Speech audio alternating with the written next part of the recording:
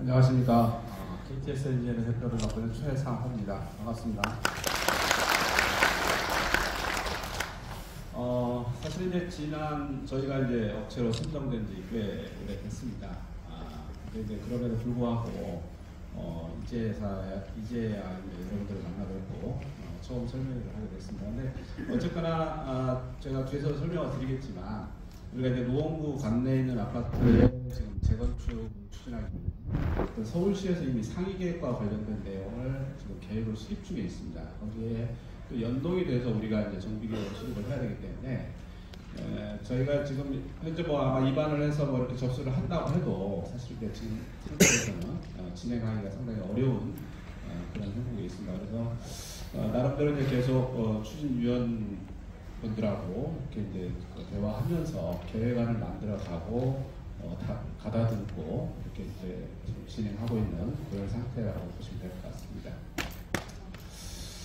제가 오늘 설명드릴 순서에 대해서는 일단은 지금 우리가 정비 계획을 수립하기 위해서 서울시에서 수립하고 있는 지구 단위 계획과 관련된 내용에 대해서 한번 살펴보도록 하고요. 그 다음에 이제 우리 하계 장미 아파트 현황이 어떤 건지, 그 다음에 이제 그동안에 이제 스터디 해가면서 만들어 놓은 정비 계획안에 대해서 저희가 이제 그 시나리오를 2개를 만들어 가지고 지금 작업을 하고 있습니다. 근데 어쨌거나 이 내용 자체도 지금 현재 우리가 검토하고 있는 이 정비계획 내용 자체도 사실은 서울시에서 수립하고 있는 이 지구단위계획 재정비와 관련된 내용, 요 내용이 어느 정도 좀 가시화가 돼야만 거기에 맞춰서 우리가 이제 정밀하게 가다듬고 다시 이제 정비계획안을 좀 일부 수정을 해야 될 그럴 필요성도 있을 수 있을 것 같습니다. 그래서 오늘 제가 여러분들한테 설명드린 정비계획 내용은 우리 현재 하계 장미 아파트를 현재 시점에서 재건축을 한다고 했을 때 그러면서 이제 어떤 사업성과 관련된 어떤 최대치를 끌어낸다고 했을 때 용량에 대한 검토라고 한번 이해를 해주시면 될 것 같아요. 그래서 현재 기준에 재건축을 추진하는 데 있어서 서울시가 가지고 있는 용적률 체계, 그래서 최대로 올렸을 때 과연 세대수가 어떻게 나오고 평균별 세대수가 어떻게 구성이 되고 건축물의 배치는 어떤 형태로 만들어질 것인가, 이런 어떤 개념적인 내용으로 이해를 하시면 될 것 같습니다. 그리고 나서 이제 향후 일정에 대해서 설명드리고 순서로 가도록 하겠습니다. 이게 정비 사업인데요. 이거는 이제 우리가 여러분 아시다시피 정비 사업의 종류가 여러 가지가 있습니다. 여러 가지가 있지만 우리는 이제 주택 재건축 사업에 해당하는 거기 때문에 이 주택 재건축 사업과 관련된 서울시의 각종 규제라든지 시스템이라든지 이 내용에 따라서 사업이 진행이 된다라고 얘기하시면 될 것 같아요. 자, 우리가 이제 재건축이라고 말씀을 드렸는데, 이제 재건축 사업을 재건축 사업과 관련된 정비 계획을 수립하는 데 있어서 서울시에서 지금 운영하고 있는 제도가 지금 있습니다. 그 제도를 한번 간략하게 보면, 먼저 이제 주민 제한 방식으로 해서 이제 그 동안에 사실은 오랜 기간 동안 2003년도부터 도정법이 만들어지고 나서부터 모든 재건축 단지의 정비 사업을 위한 정비 구역 지정은 이 주민 제한 방식으로 대부분이 이루어졌습니다.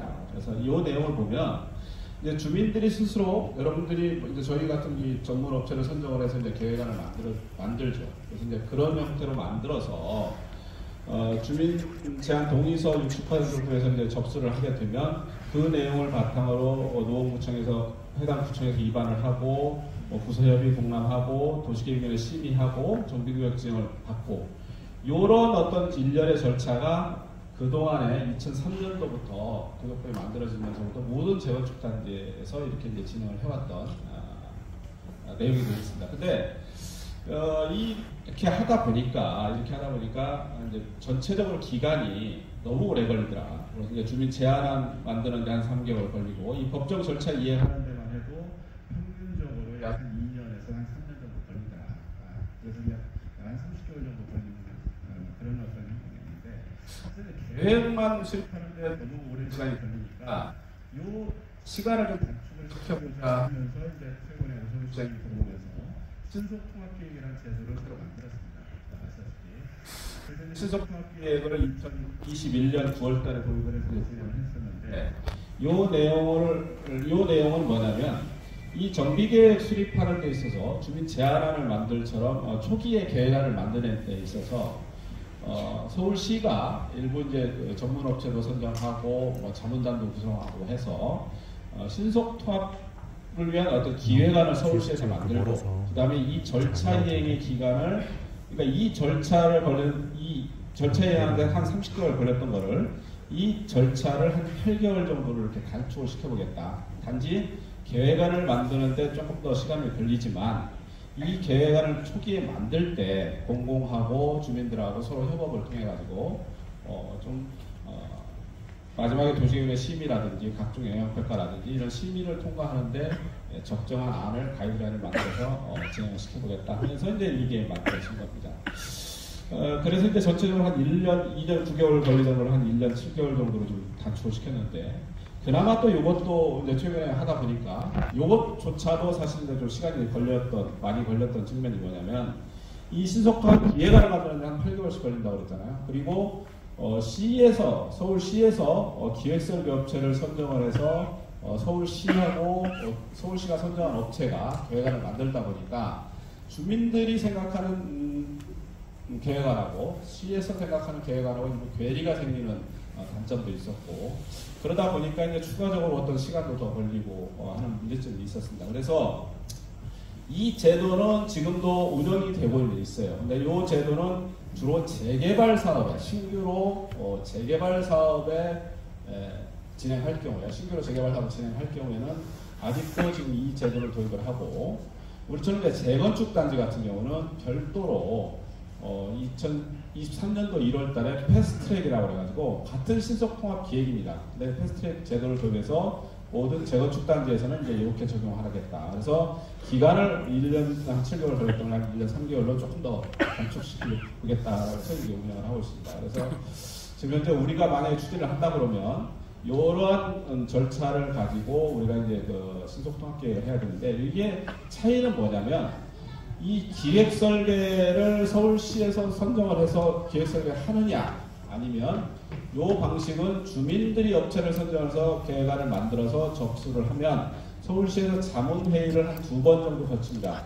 1차 자문하고 조정돼서 이제 부서협의 공람할 때 또 2차 자문하고 한 2번 정도 자문을 거쳐서 계획안을 받아들고 서로 이제 협의를 해서 절충안을 만들죠. 그래서 이제 그러면서 이 신속통합기획 전체 한 8개월 걸렸던 걸 많이 좀 시간을 줄여보겠다라는 게 이제 기본 취지입니다. 그래서 저희가 이제 앞으로 추진할 절차는 이러한 내용으로 바탕으로 갈 것 같고요. 이 내용을 좀 조금 세부적으로 제가 정리를 한 겁니다. 전체적으로 우리가 이제 재건축을 진행하기 위한 전체를 1년의 절차, 안전진단부터 해서 청산 해상까지 이런 절차로 가는데, 우리 구역 지정과 관련된 신속통합기획과 관련된 내용입니다. 그래서 우리가 이제 계획안을 만들어서 구나 시에 접수를 하게 되면 1차 자문회의를 하고, 그 다음에 그 자문회의 결과를 우리가 반영한 내용을 가지고 주민들 이제 60% 동의를 가지고 이제 이때 주민 제안을 합니다. 이때는 이제 30% 동의를 가지고 이제 계획안을 접수를 하고, 1차 자문 내용을 반영한 내용을 가지고 이제 전체적으로 여러분들의 동의서 60%를 가지고 이때 이제 주민 제안을 하는 거예요. 그 주민 제안하고 나서 관련 부서 주민공람, 의견 청취도 해야 되고, 이때 우리가 접수된 안을 가지고 이 자문을 어떻게 반영을 했는지 그 반영 내용을 바탕으로 해서 2차 자문을 합니다. 2차 자문하고 그 다음에 심의 상정하고, 도시계획위원회도 전체 위원회가 아니라 수권 소위원회라고 해서 한 6, 7명 정도 위원회로 구성을 해서 심의가 이제 보통 한 번에 통과될 수 있도록 그렇게 운영하고 있습니다. 그래서 이게 이제 앞으로 우리가 진행을 해야 될 그런 절차라고 보시면 될 것 같아요. 제가 이제 지금까지는 이제 우리가 정비계획을 수립하기 위한 서울시 제도와 관련된 내용을 설명을 드렸고, 이제 우리가 이제 재건축을 위한 정비계획을 수립을 해야 되는데 지금 걸림돌이 하나가 있습니다. 일반 다른 단지 같은 경우는 바로 진행할 수 있겠지만, 앞서서 그런 설명드린 절차에 진행할 수 있겠지만, 우리 노원구에 있는 아파트 같은 경우는 여러분 아시다시피 택지개발 사업으로 다 지어진 아파트들이에요.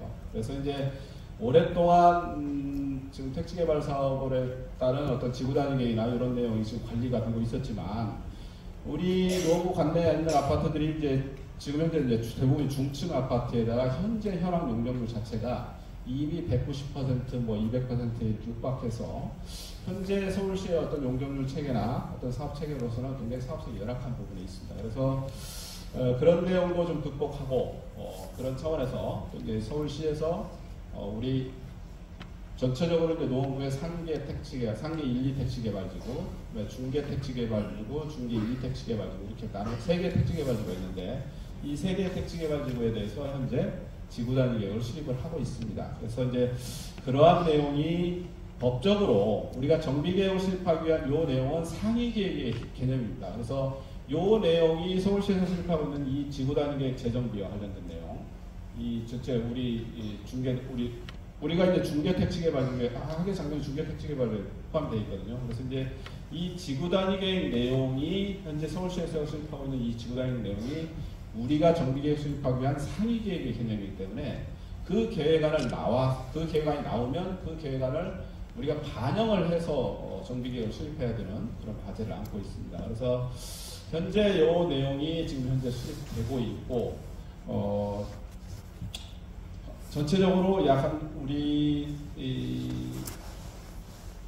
내용을 보시면 자세히 보시면 우리가 이제 중계 택지 개발지구가 이렇게 돼 있고 이게 이제 중계 2 택지 개발지구, 그다음에 상계 1, 2 택지 개발지구가 이렇게 돼 있습니다. 근데 이 내용이 우리가 이제 중계 하계 정비가 이쪽이죠, 여기니까 우리가 이제 중계 택지 개발지구였는데 이게 이제 작년 7월달에 서울시에서 용역을 발주를 했습니다. 그래서 아마 과학 기간 자체가 올해 12월, 2024년 12월에 계획이 끝나는 걸 완료되는 걸로 그렇게 일정이 잡고 있는데 현재 서울시에서는 요 구역 내에 있는 단지들 같은 경우는 이제 재건축을 추진, 우리가 이제 안전진단이 많이 통과돼 있고 지금 진행하고 있잖아요. 그래서 정비 계획을 수립을 하려고 하면 이 지구 단위 계획의 뭐 계획 결정이 올 12월에 끝나지만 그 이전에 어느 정도 서울시에서 공감대가 형성이 되고 가이드라인 정도, 지구 단위 계획 수립을 위한 가이드라인 정도 나오면 그 가이드라인에 맞춰서 우리가 이제 정비 계획을 만들어서 이렇게 제안을 하면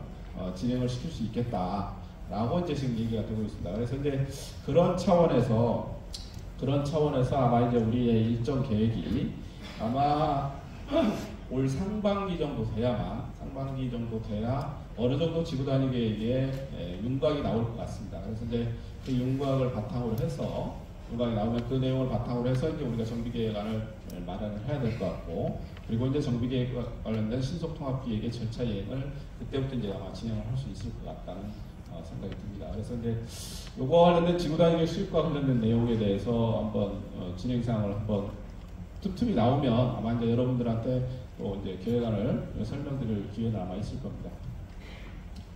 그다음에 이제 우리 아파트 단지 현황인데요. 뭐 요건 여러분들이 워낙 잘 아시니까 현재 전체적으로 뭐 이제 용도 지역은 3종 일반 주거 지역이고 현재 용적률이 한 192% 정도 되는 것 같아요. 근데 이제 아마 이게 뭐 상가를 제외한 부분인 것 같아서 조금 더 192%에서 200% 사이 정도 되는 게 아마 현황 용적률인 것 같습니다. 그래서 그리고 이제 세대 수가 1880세대로 이렇게 구성이 되어 있습니다. 택지개발지구 이제 지구 단위 계획과 관련된 일정에 대해서 제가 앞서서 이제 말씀을 드렸는데 어쨌거나 이제 일정에 대해서 한번 대략적으로 저희가 추진 경과 개념으로 이렇게 설명을 드리면 택지개발지구에 따른 용역 발주가 이제 아까 말씀드린 대로 작년에 발주가 돼 있다고 그랬잖아요. 그래서 이제 전체적으로 택지개발지구 뭐 지구 지정부터 해서 이렇게 지구 단위로 관리를 해왔지만 지금 현재 발주되고 있는 재정비안이 나와야만 아마 이제 재정비안은 저도 이제 정보를 파악을 해보면 아마 이제 최근에 우리가 이제 노후 계획 도시와 관련된 그 정비 사업과 관련된 법이 국회 작년 12월에 통과가 됐잖아요. 뭐 여러분도 신문이나 언론에서 많이 보시면 그런 어떤 그 노후 계획 도시 뭐 일산이라든지 분당이라든지 이런 많이들 뭐 목동이라든지 상계동이라든지 이런 지역들이 밀도가 현재 용적률이 높은 상태에서 재건축을 진행을 해야 되는 과제들을 안고 있습니다. 그러다 보니까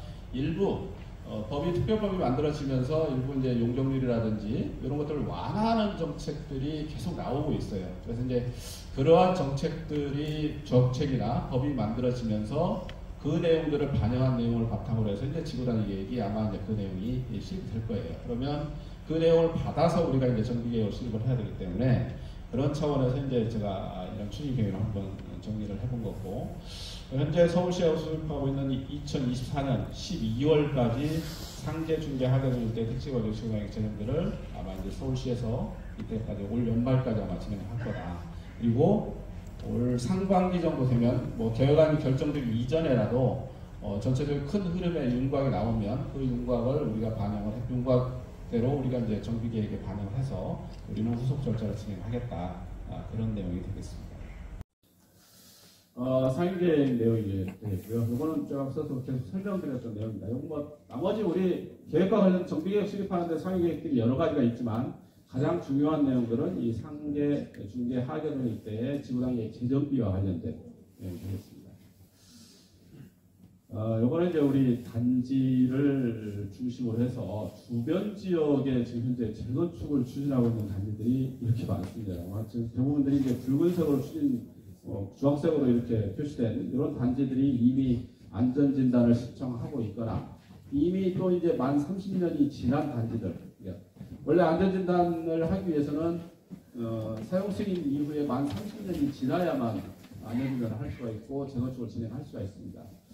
뭐 최근에 이제 뭐 윤석열 대통령이 또 어느 뭐 현장에 가서 앞으로는 재건축할 때 뭐 안전진단을 꼭 시작하는 데 있어서 필수 요건으로 안 하고 안전진단 없이 바로 재건축을 만 30년이 지나면 재건축을 추진할 수도 있겠다. 라는 어떤 제도도 만들어 보겠다라고 이렇게 발표를 했는데, 그런 것들을 감안해서 봤을 때 우리 하계 장비를 중심으로 해서 주변에 이렇게 많은 단지들이 이미 만 30년이 지났거나 지금 재건축을 추진하고 있는 단지의 해당이라고 보시면 될 것 같습니다. 그래서 전체적으로 우리 노원구 관내에 있는 모든 아파트들이 이미 지어진 지가 택지개발지구로 지어진 지가 약 30년이 대부분이 지나서 대부분의 단지들이 현재 재건축을 진행하고 있는 그런 형국이라고 볼 수 있을 것 같습니다. 그래서 어쨌거나 이런 단지들에 비해서 좀 빨리 진행을 해야만, 어차피 뭐 이런 모든 단지들이 동시에 이렇게 이주하거나 동시에 이렇게 공사를 아마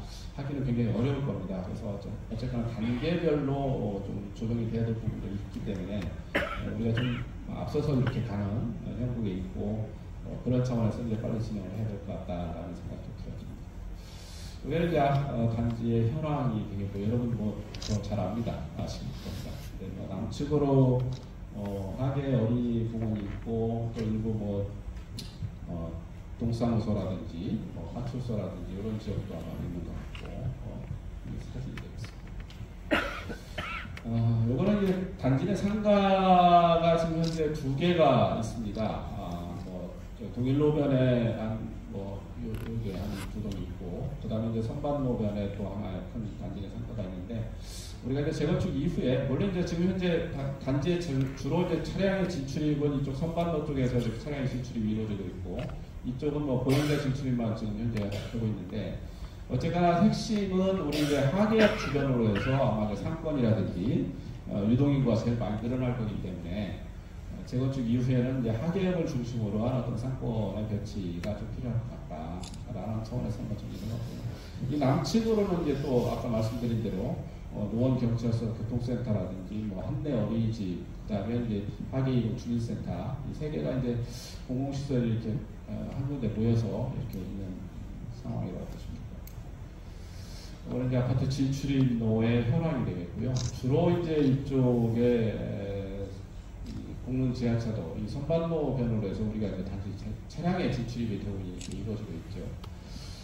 대부분이 이제 이 지하차도 옆으로 해서 유턴을 통해 가지고 이렇게 진행하고 있고, 이쪽도 마찬가지로 동일로 쪽도 이제 지하차도가 있어서 유턴을 통해서 이렇게 가고 있는 형국입니다. 그래서 차량의 어떤 그 흐름 자체는 뭐 큰 문제는 없습니다만, 어쨌거나 이쪽 동일로는 서울시의 메인 주 간선도로이기 때문에 동일로의 큰 도로에서 아마 이제 대부분의 단지 진입로는 다 막고 있는 형국인 것 같습니다. 그래서 이면도로를 통해서 이렇게 진출입이 이루어지고 있고, 우리가 정비계획 수립 시에도 이런 내용들을 반영을 해서 감안해서 아마 이제 차량 진출입과 관련된 내용을 준비를 해야 될 것 같습니다. 자, 이제 지금은 이제 정비계획 내용인데요. 간단하게 빨리 설명을 드리도록 하겠습니다. 현재 용도 지역은 우리 지역인데 3종 일반 주거 지역이고, 그 다음에 이제 아까 말씀드린 대로 하계 5단지가 여기가 2종 일반 주거 지역인데 임대단지죠. SH에서 가려고 하는. 전체적으로 이제 공공주택 특별법에 의해서 임대주택을 짓는 데 있어서 아마 이제 재건축하는데 용도 지역을 준주거 지역까지 상향해서 진행하는 걸로 그렇게 알고 있습니다. 그래서 이제 그 내용과 관련된 우리도 이제 토지용 계획이 정리가 될 것 같다. 그래서 이제 지금 현재 서울시에서 재건축을 추진하는데 용도지역 상향과 관련된 이 기준들을 이렇게 마련을 해놓고 있습니다. 그래서 이제 우리가 이제 일반 지금 현재 3종 일반 주거지역이지만 일부 이제 준주거지역까지 상향을 검토를 고려한다고 했을 때 과연 이 기준에 맞느냐 보시면 역세권 같은 경우 지역 중심 같은 경우는 반경 500m까지 준주거지역 상향 여건이 되고요. 그 다음에 이제 지구중심 이하, 우리는 이제 지구중심 이하 지역입니다. 그래서 250m 이내는 역세권에서 250m까지는 준주거적 상향을 위한 법적인 어떤 기준에 충족하고 있다. 그리고 이제 간선도로와 접할 것 있는데 우리는 뭐 동일로라는 큰 간선도로가 이미 접하고 있기 때문에 준주거적 상향과 관련된 기준과 관련된 내용들은 충족을 하고 있는 그런 상황이다. 라고 보시면 될 것 같고요. 자, 용도적 상향을 하려고 그러면 그냥 하는 게 아니라 자, 1단계 상향. 우리가 이제 3종에서 준주거적 상향하면 1단계 상향입니다. 그래서 전체 우리 구역 면적의 10% 이상의 순부담을 해야 됩니다. 그래서 대지를 한 10% 정도를 공공시설로 할애를 해서 기부 체납을 해야 돼요. 그래야만 이제 준주거적 상향이 가능한 여건이 됩니다. 그런 내용들이 있습니다. 그래서 이게 이제 서울시 현재 운영하고 있는 재건축과 관련된 지구단계 수입 기준이 되겠습니다. 이건 뭐 용적률 체계가 되겠고요. 그리고 이제 또 하나 이제 우리가 재건축하는 데 있어서 기준이 또 하나 참고해야 될 기준이 하나 있는데 이 공원 녹지와 관련된 개별 법이 있습니다. 공원 녹지와 관련된 법이 있는데 여기 보시면 전체적으로 이제 그 주택법에 의해서 뭐 이제 도시및 주거환경 정비법에 정비계획도 수립하지만 이게 이제 사업 시행 인가를 받을 때는 주택법 사항을 또 접촉을 받아야 되거든요. 그래서 이제 우리가 적용을 받는 기준이 이겁니다. 대상이 건립 세대수가 1000세대 이상이면 세대당 3제곱미터 또는 전체 부지 면적의 5% 이상 중에 큰 면적으로 공원을 만들어서 구축을 해야 됩니다. 그래서 저희가 이제 전체적으로 이제 토지용 계획을 우리가 이제 재건축을 한다는 토지용 계획을 잡아한다고 했을 때 약 전체적으로 이제 준주거적 상향시 예상되는 세대수가 한 2,000, 설명을 드리겠습니다. 약 한 2,860여 세대 됩니다. 그러면 이 2,860세대 곱하기 3 하면 약 한 8,580제곱미터 정도의 공원을 또 법적으로 만들어야 돼요. 법적으로. 그렇게 했을 때 약 한 8,500 정도 되면 요 정도 크기의 공원을 만들어서 우리가 기부천업을 해야 되는 그런 형국이 되겠습니다. 그래서 일단은 우리가 지금 단계에서 뭐 구체적으로 접수안이라기보다도 전체적으로 용량 검토하고 사업성 검토 차원에서 이제 들여다보고 있기 때문에 이 내용을 법적으로 공원을 기부천업을 한다고 했을 때 나머지를 우리가 이제 택지로 활용할 수 있고 이 택지에다 이제 아파트를 배치를 해서 설계를 할 수 있겠죠. 그런다고 했을 때 이제 기준들을 한번 검토를 해봤습니다. 이게 이제 두 가지의 시나리오를 말씀을 드렸는데 전체적으로 이제 준주거적 우리 전체 획지를 전체를 준주거적으로 한번 상향하는 안. 그 다음에 일부 역세권에서 한 250m 정도 절반 정도를 준주거적 상향하고 나머지는 이제 3종 일반 주거적으로 내려오는데 조치가 한 두 가지 시나리오를 가지고 한번 봤습니다. 그래서 이제 이렇게 된다고 했을 때 전체적으로 전체를 준주거적으로 한다고 했을 때는 아까 말씀드린 대로 세대수가 늘어나니까 공원 면적도 커지고 그 다음에 우리가 이제 전체적으로 아까 1단계 상향에 따라서 순부담 의무 비율이 있다고 그랬잖아요. 의무 비율 10%가 한다고 했을 때 순부담 면적으로 최소 기준이 한 8,136 이상을 해야 됩니다. 이제 우리가 땅을 공공시설을 만들어서 기부천업을 해야 돼요. 공부가 됐던 공원이 됐던. 근데 이제 아까 말씀드린 대로 공원 의무 비율이 있기 때문에 이 공원 의무 비율을 지키다 보면 정비기반시설을 약 한 16% 정도, 16.6% 정도로 만들어서 기부천업을 해요. 우리 땅이 대지가 그만큼 줄어드는 거죠.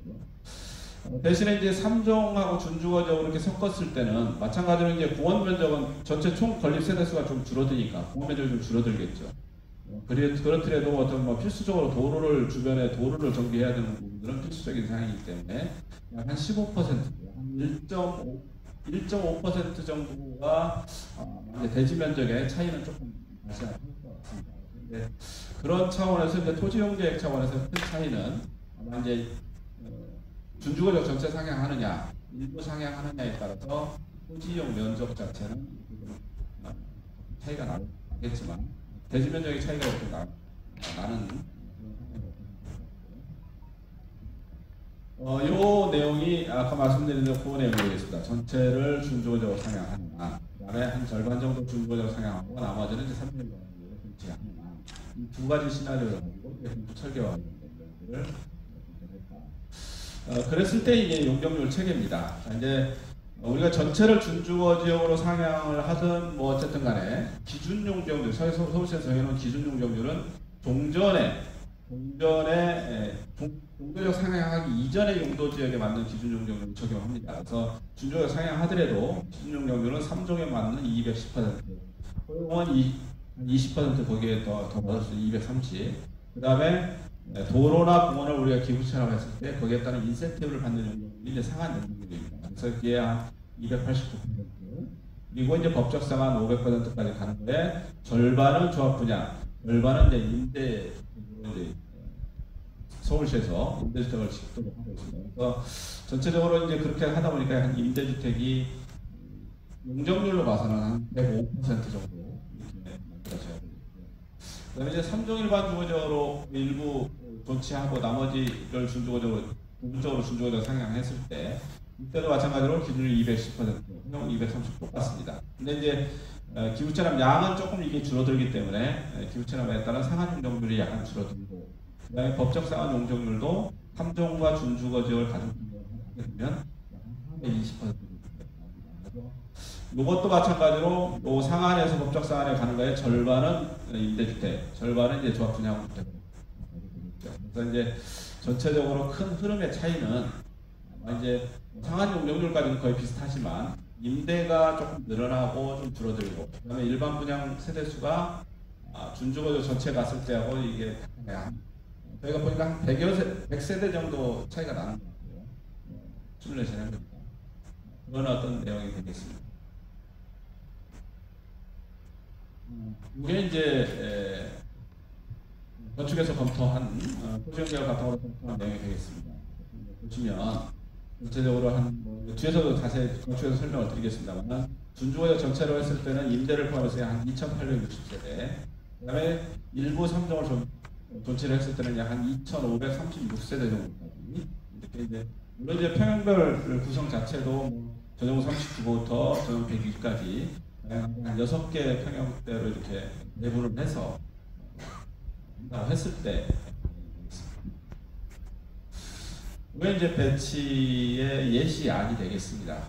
근데 이제 전체적으로 이제 용량을 보기 위해서 아까 말씀드린 대로 이 공원에 대해서는 세대당 3제곱미터에 맞춰서 이제 이렇게 한번 잘라 놔두고 나머지 이제 대지를 가지고 이렇게 배치를 해야 되기 때문에 이런 형태로 공개가 되죠. 그리고 이제 하계역 주변에 이제 근린생활시설을 좀 집중화시켜서 중부 지역에 좀 구분화를 두 가지 양쪽 계획 둘 다 공이 이제 그런 쪽으로. 오늘 뭐 교통계획과 관련된 내용인데요. 이건 뭐 추후에 건축 계획이 어떻게 토지용 계획이 어떻게 정리되느냐에 따라서 계속 바뀔 수가 있을 것 같습니다. 그래서 나중에 교초와 같이 한번 설명드리겠습니다. 그래서 이제 향후 일정에 대해서 말씀드리는데요. 이제 정비계획을 수립하는데 아까 말씀드린 대로 노원구의 전체 택지개발지구의 지구단위 재정비와 연동이 돼서 갈 수밖에 없습니다. 그래서 이 택지개발지구 지구단위 계획의 기본 구성안 정도 나오는 시점, 그게 아마 이제 올해 상반기 정도 아마 될 것 같아요. 그런데 그 구성안 정도 나오면 그 구성안에 우리가 반영을 해서 신속통합계획 자문 신청을 할 거고요. 이때 이제 30% 동의가 필요합니다. 그리고 나서 이제 자문 거치고 나면 그다음에 이제 주민제한 60% 동의를 거쳐 주민제한 가고, 그다음에 이제 노원구 관련부서 후의견 청취하고 일반 결정하고 이제 도시계획의 심의를 거칩니다. 이게 아마 이제 아까 말씀드린 대로 신속통합 접수해서 아마 이제 계획까지 결정되는데 1년 정도 되고요. 내년 상반기 중으로 정비 계획을 결정하는 그런 일정으로 추진하는 그런 내용이 있습니다. 네, 지금까지 이제 정비 계획 관련된 내용 설명을 하고요. 건축과 관련된 내용